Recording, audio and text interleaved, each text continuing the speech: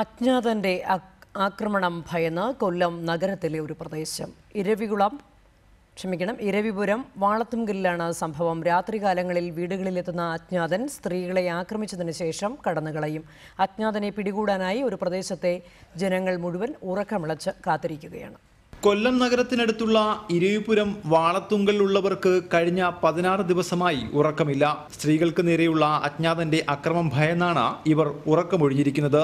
രാത്രിയാകുന്നതോടെ സ്ത്രീകൾ മാത്രം താമസിക്കുന്ന വീടുകളിലെത്തുന്ന അജ്ഞാതൻ വീടിനുള്ളിൽ പ്രവേശിക്കുകയും സ്ത്രീകളെ ലൈംഗികമായി ആക്രമിക്കുകയും സ്വർണ്ണാഭരണങ്ങൾ കവരുകയുമാണ് പതിവ്.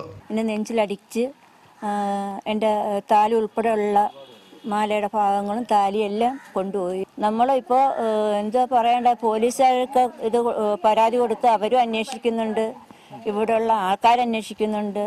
എൻ്റെ ഹസ്ബൻഡ് കുട്ടികളെ നിലവിളി കാരണമാണ് ഇപ്പോൾ വന്നിരിക്കുന്നത്.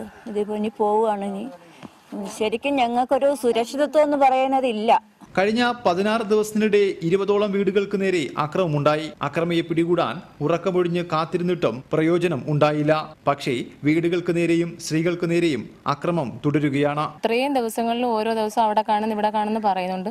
നമുക്ക് ഉറക്കമില്ല. കുഞ്ഞുങ്ങൾക്കായാലും വലിയവർക്കായാലും ഉറക്കമില്ല. കുഞ്ഞുങ്ങൾ ഒട്ടും ഉറങ്ങുന്നില്ല. അവർക്ക് പരീക്ഷയാ. എന്നാൽ പോലും കുഞ്ഞുങ്ങൾ 12 മണി 1 മണി വരെയൊക്കെ ഉണർന്നിരിക്കുക. ഒന്ന് കിടന്നാൽ തന്നെ അവർ ചാടി എണീക്കും. പേടിയാവുന്നു. മയക്കുമരുന്നിനും ലൈംഗിക വൈകൃതത്തിനും അടിമയായ 21കാരൻ അക്രമത്തിന് പിന്നിലെന്ന് നാട്ടുകാർ ആരോപിക്കുന്നു. അക്രമി കടന്നുപോകുന്നതിന്റെ CCTV ദൃശ്യങ്ങൾ ലഭിച്ചിട്ടും ഇയാളെ പോലീസ് പിടികൂടാത്തതിലുള്ള പ്രതിഷേധത്തിലാണ് നാട്ടുകാർ.